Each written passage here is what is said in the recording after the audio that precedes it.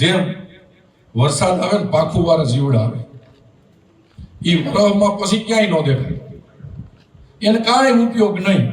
એ વરસાદ પૂરો થાય ને જીવડા પાછા ક્યાં આવી જાય ખબર નથી પડતી, દેખાય નહીં. આવું થાય છે.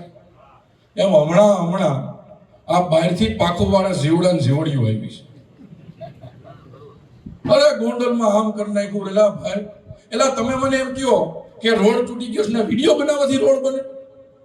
ગોંડલમાં વિડીયો બનાવવાથી રોડ બને? તમે શું હાલી નીકળ્યા છો ગોંડલમાં?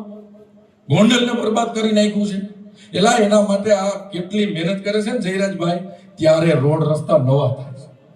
આ એક વિડીયો બનાવ્યો ભાઈ, ખરાબ રોડ હતો, ત્યાં પેલા જાડા પાણા પાથરે, એની ઉપર પેવર થાય. પેલા જાડો થર લાગે, એની ઉપર પેવર લાગે, આટલી રોડ મજબૂત થાય. સીધો તમે ચીણી કૂકી મારી દે તો રોડ મજબૂત ન થાય. તો પેલો હાથ લાગતો હતો એટલે રફ. ત્યાં વિડીયો બનાવ્યો. એ કે ગોંડલમાં ભ્રષ્ટાચાર છે. તમારી જાતના તમે સમજો છો હું ગોંડલને? અહીંયા એલા ભોપાભાઈ નું રાજ છે, તમે ગોંડલ લાવીને બરબાદ કરીને વહી જાઓ.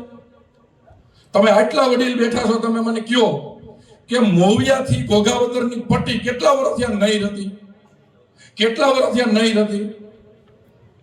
ધારાસભ્યએ મહેનત કરી અને રોડ બનાવી.